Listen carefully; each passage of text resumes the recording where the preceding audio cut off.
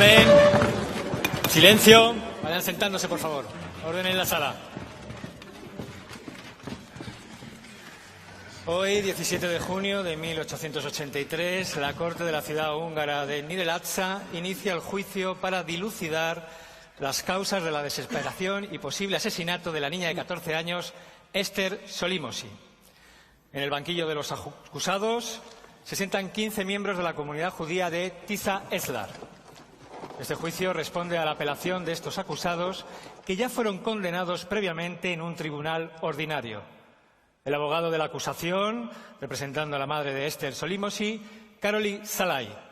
Abogado, puede empezar el alegato inicial cuando quiera. Gracias, señoría. Déjeme que recuerde al tribunal los hechos que nos han traído hasta aquí. El 1 de abril de 1882, Eszter Solymosi, una joven criada cristiana que vivía en la pequeña población de Tisza-Eslar, salió a hacer un recado para su ama. Eszter era una joven esmirriada y no muy trabajadora, por lo que no se llevaba muy bien con aquella. De hecho, esa misma mañana su ama le había dado una reprimenda por no cumplir alguna de sus obligaciones, tras lo cual la envió a la aldea vecina a comprar cal para blanquear. Tras la compra, volvió acompañada por su hermana hasta el puente que cruza el río Tisza, en donde se separó de ella para recorrer el último tramo hasta la casa de su señora. Eszter no volvió a ser vista con vida. Como ya quedó demostrado en el juicio anterior y volveremos a demostrar en esta vista, Eszter fue conducida mediante engaños por el rabino de Tisza-Eslar, Joseph Scharf, a la sinagoga. Allí, con la ayuda de su hermano el carnicero, Solomon Scharf, y otro grupo de judíos, le cortó el cuello y recogió su sangre en un recipiente. ¿Y con qué propósito se llevó a cabo esta barbarie? Pues porque, como es bien sabido por todos, es necesaria la sangre de niños y jóvenes cristianos para preparar el matzá, el pan ácimo consumido durante la Pascua judía, que se celebraba no por casualidad, justo 3 días después. Si ahora nos encontramos aquí es por la apelación de la defensa, que probablemente intentará confundirnos con detalles científicos y técnicos complicados. Pero recuerden esto, como comunidad hemos de aplicar una sentencia ejemplar para cortar de raíz el comportamiento bárbaro de los clanes judíos que ocupan nuestra amada tierra húngara. Muchas gracias, abogado. Como abogado de la defensa actúa Károly Edves. Abogado, ¿cuáles son las causas para la apelación de la condena? Señoría, creemos que la condena de los 15 acusados se basó en pruebas con poca base científica y testimonios manipulados con serias amenazas de agresión y coacciones. Después de recopilar más pruebas, analizar el supuesto lugar del crimen y acudir a verdaderos expertos en medicina forense, estamos en condiciones de demostrar la inocencia de los acusados. Y es lo que vamos a hacer en esta vista. Muchas gracias, abogado. Tras la exposición de motivos, comencemos, pues. Abogado de la acusación, ¿cuáles son las principales evidencias en las que se basa para su acusación de asesinato? Gracias, señoría. Para demostrar este hecho contamos con los testimonios de quienes lo presenciaron de alguna manera. Por un lado, varias mujeres de la comunidad que aseguraron haber oído gritos de mujer en la sinagoga, y por otro, un testigo visual indiscutible, Maurice Scharf, hijo de 15 años de uno de los acusados, el rabino Joseph Scharf. Este testigo declaró bajo juramento haber visto en la sinagoga el paquete de cal que había comprado Eszter. Pero bajo juramento y bajo coacciones. Letrado. Posteriormente, fue testigo a través del ojo de la cerradura de la sinagoga de cómo su tío Solomon le cortaba el cuello a Eszter mientras su padre Joseph la sujetaba, muriendo la chica inmediatamente. La sangre que brotó del cuello fue recogida en un recipiente por otros judíos presentes. Maurice estuvo cerca de 1 hora espiando detrás de la puerta, por lo que creemos que no cabe duda alguna de que tales actos tuvieron lugar. Ahora sí, letrado, cuando quiera. Con la venia.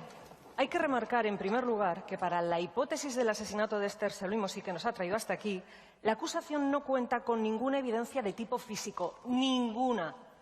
Todas sus pruebas son los testimonios de distintos testigos, en nuestra opinión, falsos y obtenidos bajo manipulación y extorsión. Explíquese, señor Edves. Así lo haré, señoría. Debemos empezar recordando que el principal testigo de cargo de este caso es Maurice Scharf, sobre cuya declaración ha construido la acusación el supuesto asesinato. ¿Cómo que supuesto? Sí, supuesto, ya que, como hemos dicho, no se ve apoyado por ninguna evidencia de tipo físico. Letrado, déjeme recordarle que los testimonios de testigos son piezas válidas en cualquier juicio. Continúe, por favor. El problema, señoría, es que en este caso el testimonio de Maurice fue obtenido bajo coacciones de miembros de la comunidad cristiana. De hecho, la noche anterior a su declaración, Maurice estuvo custodiado por el secretario judicial, un hombre conocido por su rudeza. Recordemos su paso por la cárcel. Señoría, los antecedentes de esta persona, por los que ya pagó su deuda con la sociedad, no son relevantes para lo que estamos tratando aquí. Así es. Continúe, señor Epes. El caso es que tras esa noche fue cuando Maurice cambió sus declaraciones y apareció toda la historia que la acusación acaba de contar sobre su espionaje a través de la cerradura, obtenida, insistimos, bajo coacción. Protesto, eso es absolutamente falso. Además, Maurice dijo que había visto toda la escena por la cerradura durante 45 minutos. Pero, señoría, en la recreación de los hechos realizada posteriormente por las autoridades, no aguantó en esa postura más de 8 minutos. Y por si esto no fuera suficiente, un grupo de oftalmólogos examinó a Maurice y llegó a la conclusión de que tiene una miopía alta. Es decir, es imposible que hubiera visto algunos detalles que después relató. Señoría, en mi opinión, ese análisis no es prueba suficiente para desestimar al testigo de la acusación. En cuanto a las supuestas amenazas para que cambiara su testimonio, no hay pruebas que las acrediten. Pero es que luego está la sangre. ¿Qué sangre? Eso sí, abogado, ¿qué sangre? Pues la supuesta sangre derramada en el sacrificio de Esther. Tras un análisis minucioso de la sinagoga a nivel microscópico, no se pudo encontrar en el suelo de madera ni tampoco en las paredes ninguna muestra de sangre. Señoría, como ya he indicado, la sangre fue minuciosamente recogida en un recipiente durante el degollamiento. Señoría, para rebatir tanto esta como otras supuestas pruebas de la acusación, nos pusimos en contacto con un grupo de médicos forenses de la Universidad de Budapest. Sí, cada vez se habla más en los juzgados de esta nueva disciplina que está comenzando a aportar pruebas interesantes en algunos procesos judiciales. Por favor, explica a este tribunal qué pudieron decir sus expertos forenses acerca del testimonio de Moritz sobre el presunto degollamiento. Los expertos aseguraron que era imposible que Esther hubiera muerto inmediatamente, como relató Maurice, y que no hubiese manchas de sangre. Y esta es la explicación. Por una parte, si se hubiera hecho una incisión en la vena yugular interna, la muerte efectivamente habría sido instantánea. Pero es más que probable que al hacerlo se dañara también la carótida, como ocurre en casi el 100% de los casos. Y esto sabemos que proyecta chorros de sangre a más de 2 metros, con lo que sería imposible recoger cuidadosamente la sangre en un recipiente, como dice el testigo. Por otra parte, si admitimos que solo se cortó la vena yugular externa, insistimos, algo harto difícil, entonces sí se habría podido recoger la sangre sin problema, como cuenta Maurice. Pero es que entonces la muerte no hubiera sido instantánea, sino que habría tardado en producirse alrededor de media hora, lo que de nuevo contradice al testigo. A ver si lo he interpretado bien. Si creemos al testigo y Esther murió inmediatamente, habríamos encontrado muestras de sangre en la sinagoga por mucho que hubiesen limpiado, ¿no? Exacto. Además, señoría, en la defensa estamos convencidos, y lo demostraremos a lo largo de este juicio con numerosas evidencias, de que el cadáver aparecido en el río Tisa a las pocas semanas de la desaparición de Esther Solimossi es el cuerpo de la joven. Por mucho que la acusación lo niegue, porque al no presentar ninguna evidencia de que se le hubiera cortado el cuello, desmonta toda su teoría de un asesinato ritual. Sí, todos sabemos por los periódicos que el cuerpo que apareció en el río podría tratarse del de la joven. Pero, como bien dice la defensa, contradice a la acusación. Señor Salai, no sé si usted quiere explicar algo de este hallazgo. Sí, señoría, muchas gracias. El 18 de junio de 1882, unos balseros encontraron el cuerpo de una mujer en el río Tisa, a 20 kilómetros de donde desapareció Esther. Estos balseros, pues, como es costumbre, enterraron el cadáver en una tumba improvisada a la orilla del río. Es importante señalar que este cuerpo apareció 11 semanas después de la desaparición de la niña. Cuando al día siguiente se informó a las autoridades y se exhumó el cuerpo para su estudio por parte de un grupo de expertos. ¿Expertos? Señoría, este examen preliminar del cadáver lo realizaron el médico de Tisa Eslar, un estudiante de medicina y un boticario. ¿Expertos? ¿Y lo hicieron a la luz de una vela? Pues sí, expertos. Expertos que no solo conocen a la perfección su trabajo, sino también a sus pacientes, como es el caso. Nadie mejor que ellos para este reconocimiento. Sí, pero además en la ronda de identificación realizada al día siguiente, el cuerpo fue identificado como el de Esther Solimossi por su mejor amiga. Lo hizo basándose en parte en un moratón en el pie derecho que coincidía con el que a Esther le había causado recientemente el pisotón de una vaca mientras la estaba ordeñando. Pero es que no solo fue reconocida por su mejor amiga. A la acusación se le ha olvidado comentar que la madre sí reconoció inicialmente el cadáver tras comprobar que los restos de ropa del cuerpo coincidían con los que vestía su hija el día que desapareció. Pero, abogado, según consta en la instrucción, la madre después se desdijo. Así es, señoría, pero su primer testimonio fue el de que sí era su hija. Señoría, el tribunal ha de tener en cuenta que el cadáver había empezado a descomponerse y había perdido todo el pelo del cuerpo. De ahí la dificultad que hizo la madre confundir ese cadáver con el de su propia hija. Pero insistimos, con posterioridad y más calma lo negó. Pero es que hay más pruebas que confirman que el cuerpo del Río no es el de Esther. Tras el primer estudio rápido que hicieron las 3 autoridades médicas del pueblo, en un análisis posterior más profundo concluyeron que el cuerpo se correspondía con el de una mujer de clase alta, de 20 años o más, y que habría muerto solo unos 10 días antes. Todos estos datos desmienten categóricamente que el cadáver del Río sea el de Esther Solimosi. Con la venia, señoría, uno de los propósitos de esta vista es rebatir todos los argumentos del grupo de médicos del pueblo, poco duchos en autopsias, presentando los nuevos resultados obtenidos por el grupo de médicos de la Universidad de Budapest ya citado, expertos en esta nueva disciplina de la medicina forense. Bien, para identificar, para que pudieran hacer su trabajo bien, tuvo que realizarse una nueva exhumación del cuerpo el 23 de noviembre por orden judicial. Muy bien, señor Edves, estamos expectantes por conocer qué dicen sus expertos científicos, sus forenses. Un momento. Me parece bien. Si se trata de aportar evidencias científicas, la acusación también puede hacerlo. Empecemos. Por ejemplo, el estado de descomposición del cadáver del Río era similar al de personas muertas entre 1 y 2 semanas. Entre 1 y 2 semanas y no los más de 2 meses transcurridos desde la desaparición de Esther hasta que se encontró este cuerpo. Esta sería una conclusión lógica en cualquier otra circunstancia, pero no si el cuerpo ha permanecido bajo el agua y más en aguas frías como las del Tisa que retrasan la descomposición. Señoría, según la segunda autopsia de los forenses, el cuerpo pudo haber estado sumergido unas 10 semanas, lo que sí se corresponde con el día de la desaparición de Esther. Y abogado, ¿encontraron algo más sus expertos forenses en esta segunda autopsia realizada en la universidad? Sí, señoría. Además, se encontró que el cuerpo estaba recubierto de una sustancia conocida como cera cadavérica, que conocemos muy bien desde que el químico francés Fourcroy la describió en 1789, después de estudiar la fosa común del cementerio de los Inocentes de París. En esta fosa, los cadáveres, enterrados desde hacía 30 años, no estaban esqueletizados, sino que se habían conservado con esa apariencia cerosa. Sí. He leído algo acerca de esto. Creo que desde entonces llaman este proceso de conservación del cadáver saponificación. Efectivamente, se produce en condiciones de elevada humedad y eso mismo es lo que ocurrió con el cadáver de Esther, lo que ratifica que pudo estar sumergido mucho más tiempo que los 10 días indicados en la primera autopsia. Ajá. Es decir, que sí podría tratarse de la joven, aunque la apariencia del cuerpo sea el de una muerte más reciente debido a este proceso de saponificación. Pero, señoría, un momento. Otro hecho que descartaría que se trate de Esther es que el cuerpo presentaba sus genitales externos hinchados, como si hubiera tenido relaciones sexuales con una frecuencia más que elevada, conducta impropia de una jovencita cristiana como Esther Solimosi. De nuevo, esta hinchazón de la vulva habría estado causada por permanecer bajo el agua mucho tiempo. Es una pena que antes de lanzar una hipótesis excesivamente aventurada sobre la vida sexual de la víctima, en la primera autopsia no se analizara el interior de la vagina. ¿Y lo hicieron sus expertos, abogada? Lo hicieron, señoría. ¿Y qué determinaron? Que el himen estaba intacto. Si se trataba de una muchacha todavía virgen, esto es incompatible con la explicación de la acusación sobre la hinchazón de los genitales. ¡Silencio! ¡Orden! ¡Silencio, por favor! Pero es que además, señoría, los jirones de ropa que llevaba el cadáver coincidían con los que llevaba Esther el día que desapareció. ¿No le parece esto demasiada casualidad, abogado? Pues mire, me alegra mucho que saque este tema a colación.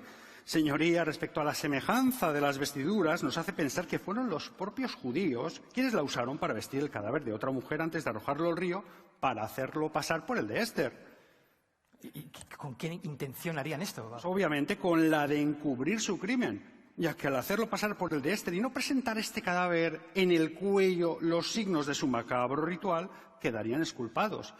Pero es más, señoría, tenemos otra razón más para pensar que el cadáver encontrado en el Tisa no es el de Esther.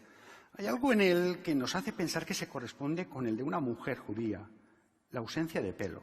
Seguramente esta mujer se lo habría afeitado, una costumbre habitual en las judías ortodoxas. Señor Salai, no deja de sorprenderme su afición a presentar evidencia solo a medias. Como bien dice, el cuerpo carecía de todo rastro de pelo, incluido el del pubis y las axilas, y que yo sepa no es costumbre judía afeitarse el pelo de estas zonas, más bien resultaría algo escandaloso. Las judías ortodoxas solo se afeitan el pelo de la cabeza, y dudo mucho que tratándose, como ustedes dicen, de una mujer de 20 años, no tuviera ya pelo en pubis y axilas. Mientras que si fuera una niña como Esther, de 14 años, que aún no hubiera alcanzado la pubertad, entonces no tendría todavía vello en estas zonas. Así, entonces, ¿cómo se explica la falta de pelo? Yo no lo hago, señor Salai, lo hace la ciencia. Interesante también. ¿Sus expertos han dicho algo sobre esto? Sí, señoría. Los expertos consultados de la Universidad de Budapest señalaron que el pelo de la cabeza, largo, probablemente se quedó enganchado en alguna roca o en alguna rama del río y se desprendió del cuerpo al tirar desde la corriente. ¿Cómo han podido confirmar este extremo sus forenses? Mediante observaciones microscópicas de los folículos en descomposición, señoría. A través del microscopio pudieron constatar que esos folículos no presentaban el aspecto de pelo afeitado. Y por lo que se refiere al vello corporal más corto, habría desaparecido mediante la fricción con la ropa. Bueno, aún así, señoría, existen otras características del cuerpo hallado en el río que no concuerdan con el de la joven Solimosi. Por ejemplo, esta era una chica que pasaba una gran parte del tiempo trabajando al sol, por lo que tenía la piel bronceada y oscura. Por la misma razón, solía trabajar descalza en la tierra y tenía por ello unas uñas muy oscuras y ennegrecidas, tanto de pies como de manos. Y muy bien sabe la defensa que el cadáver encontrado se corresponde con el de una mujer de piel de gran palidez y blancura, con unas uñas limpias y con la manicura hecha, como corresponde a una mujer de alta alcurnia. Y puesto que a la defensa le gustan tanto los dictámenes de expertos, esto no lo digo yo, sino que lo afirmó el grupo de médicos del pueblo tras practicar el primer examen. Claro que me gustan los dictámenes de expertos. De expertos. No creo que pueda ser considerado como tal el grupo de médicos locales. ¿Pero qué está diciendo ante este tribunal? ¿Que solo los de la Universidad de Budapest son médicos? Por supuesto que no. Lo que estoy diciendo una vez más es que la falta de experiencia de estas personas en la nueva disciplina forense les... ¿Cuántas veces vamos a tener que escuchar la palabra forense, por Dios? Basta ya, abogados, por favor. Les pido que volvamos al tema que estamos abordando, la blancura de la piel del cuerpo encontrado en el río y la finura de sus uñas. Según la acusación, esto prueba que el cuerpo del río no es el cadáver de Esther, sino el de una mujer de clase social alta. Señor Edves, ¿qué dice la defensa al respecto? Señoría, a este respecto, los forenses de la Universidad de Budapest declararon que la palidez no era tal, sino consecuencia de que el agua había arrancado la capa externa de la piel, la epidermis, dejando a la vista la dermis de naturaleza más blanquecina.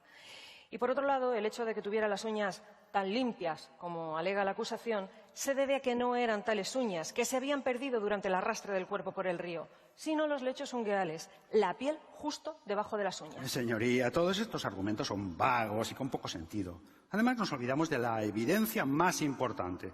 Los médicos locales señalaron que el cuerpo era de una mujer de 20 años o incluso más. Le recuerdo, abogado, que en el primer examen dictaminaron que tenía 15. Vaya, ahora ya no le parece mal aquel examen preliminar. ¿Cómo había dicho? ¿A la luz de una vela? No, señor Salai. Una vez más recuerdo al tribunal sus pérdidas de memoria. Señoría, desde la defensa, para dilucidar la edad del cadáver, contamos con los expertos más importantes del país en técnicas de determinación de la edad. ¿También tienen ustedes expertos en eso? Sí, ¿también son expertos en eso? Sí, señoría. Es más, deje que le diga que después de conocer su trabajo, estoy convencido de que en el futuro serán capaces de determinar la edad con una precisión increíble. Y no solo en casos como este que nos ocupa de muertos, sino en vivos, cuando la edad pueda tener consecuencias legales, por ejemplo... Señoría, la defensa de nuevo se entretiene, nos aburre, nos intenta distraer del asunto que nos trae aquí con su palabrería supuestamente... De acuerdo, científica, señor que no Salai, de acuerdo. Volvamos entonces al punto en el que la defensa nos iba a explicar cómo sus expertos han conseguido determinar la edad. Prosiga y no hable tanto del futuro. Céntrese en el presente, por favor, abogado. Bien, estos especialistas inspeccionaron los huesos del cuerpo con todo detalle. Y voy a intentar explicar el procedimiento de la forma más sencilla posible. Verán, nuestros huesos cuentan con unas placas denominadas epifisarias o de crecimiento, como pueden ver en este cartel que nos han hecho llegar desde la Universidad de Budapest. Esas placas, que pueden ver aquí coloreadas en azul, son las que permiten el crecimiento de los huesos en niños y adolescentes. Cuando se alcanza la pubertad, empiezan a decrecer hasta que desaparecen de forma completa en torno a los 25 años. Efectivamente, de esa forma, estudiando el estado de esta placa... Epifisaria. Eso. Estudiándola, los expertos son capaces de determinar la edad de la persona en cuestión. Efectivamente, y de esta forma determinaron sin lugar a dudas que el cuerpo era el de una mujer de entre 14 y 17 años, lo que concuerda perfectamente con Esther Solimosi y lo que desmonta que el cadáver sea el de una mujer de 20 años, como alega la acusación de forma absurda. Absurda. Absurda es toda esa palabrería. Señoría, de nuevo lo está intentando hacer. Embaucarnos con esas nuevas técnicas que ni siquiera sabemos si son reales o si son producto de folletines detectivescos. Muy bien, pues para mayor certeza, los doctores hicieron además una comparación con otro esqueleto de una niña de 14 años para comprobar que las características eran similares. ¿Esto ya le parece mejor, señor Salai? Letrado. Venga, continúe, por favor.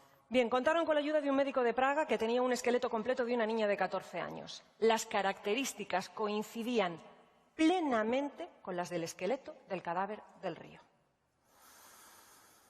Con todas estas evidencias proporcionadas por expertos forenses, en contraposición a las conclusiones de los médicos del pueblo sin ninguna experiencia, queda completamente probado que el cadáver del río es el de Esther Solimosi. Un cadáver, recordemos, sin ninguna señal ni evidencia de haber sufrido muerte violenta, ni mucho menos degollamiento. Es el cuerpo de Esther, que no fue degollada, lo que es culpa a los acusados. Creo que ya dispongo de la información necesaria. Abogado de la acusación, puede exponer usted sus conclusiones. Gracias, señoría. Digan lo que digan el abogado de la defensa y todos sus expertos, estamos convencidos de que Esther Solimosi fue asesinada por un grupo de judíos en un horrible asesinato ritual para obtener la sangre de una cristiana inocente con la que reforzar sus abyectas creencias, como ya ha ocurrido en otros... Abogado de la acusación, no estamos juzgando aquí a ningún grupo de personas más que aquellas acusadas por este caso. La culpabilización de todo un colectivo por sus creencias religiosas me parece totalmente fuera de lugar. Aún así, señoría, consideramos que no se ha probado con suficiente entidad que el cuerpo encontrado en el río fuera el de Esther Solimosi. Además, van a poder esos expertos novelescos identificar a Esther mejor que su propia madre. En nuestra opinión, los judíos acusados deben ser condenados de la forma más dura posible para así evitar que estos horribles crímenes rituales se vuelvan a repetir. Abogado, sus conclusiones finales, por favor. Gracias, señoría. En opinión de la defensa, ha quedado completamente demostrado que el asesinato ritual no pudo tener lugar porque se hubieran encontrado muestras de sangre en la sinagoga. También ha quedado demostrado que el testimonio de Maurice, el hijo del rabino, es completamente inconsistente. Y además, como ha quedado también ampliamente probado por los expertos de la Universidad de Budapest, el cuerpo encontrado unos meses después en el río se corresponde con el de Esther, sin constar que haya en él ningún signo de violencia achacable a alguno de los rituales inventados por la acusación. Por todo ello, señoría, la defensa pide la completa absolución de los acusados. Queda así el caso visto para sentencia.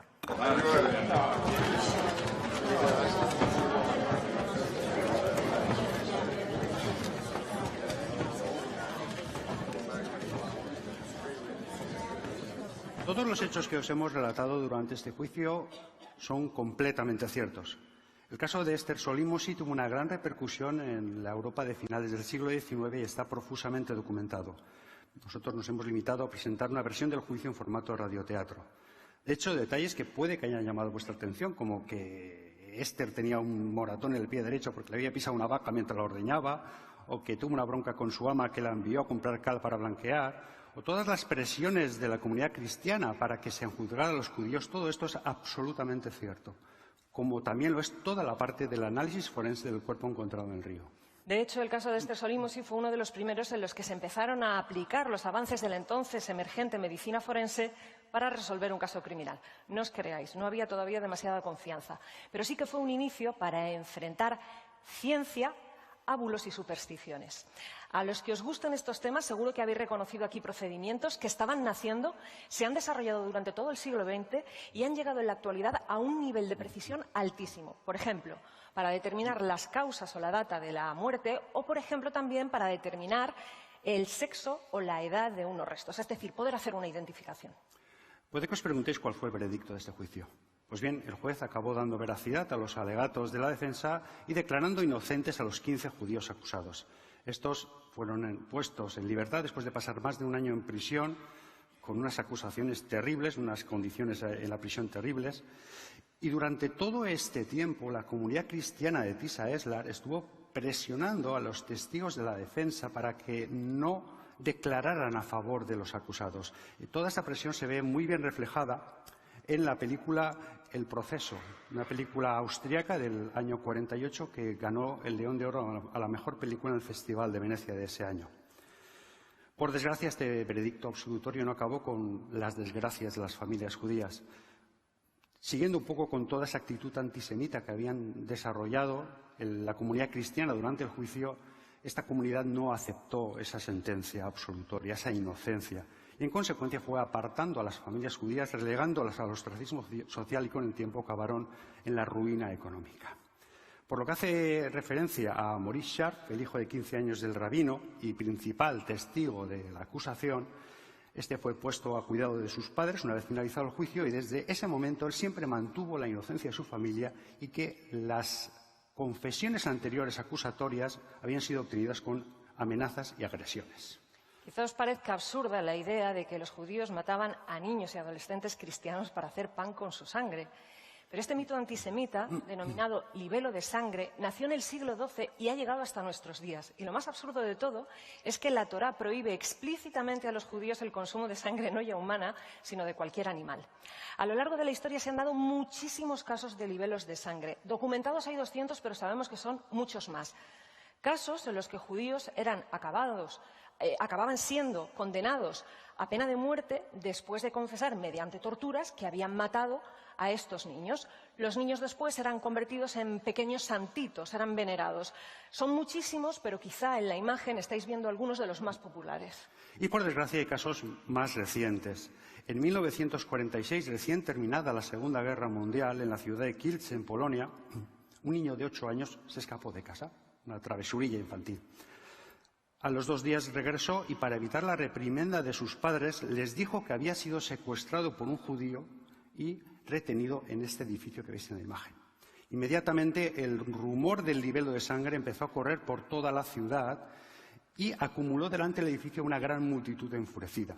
Efectivamente, en este edificio había judíos alojados, judíos que habían sobrevivido a los campos de concentración nazi y habían regresado a la ciudad para encontrarse con que habían perdido todas sus propiedades.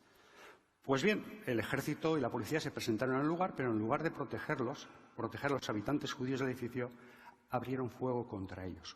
Como consecuencia, 42 judíos murieron y otros 40 fueron heridos. Como digo, judíos que habían sobrevivido al holocausto nazi.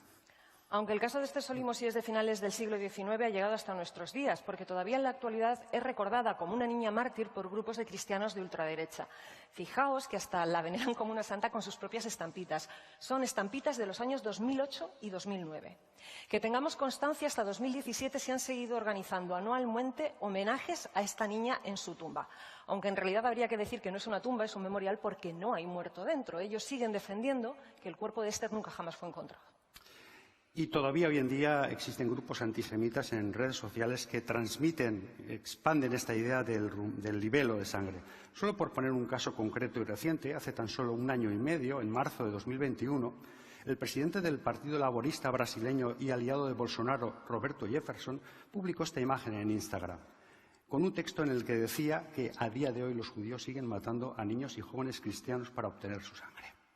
El caso de Esther Solimosi demuestra que, aunque los avances de la ciencia y su divulgación son capaces de desmentir los mitos y los bulos, no son capaces de evitar que se sigan propagando, algo de lo que seguro tenéis muchos casos en la cabeza. Algo que creemos nos hace poner los pies en tierra a gente como los que participamos en un evento como este. Gracias.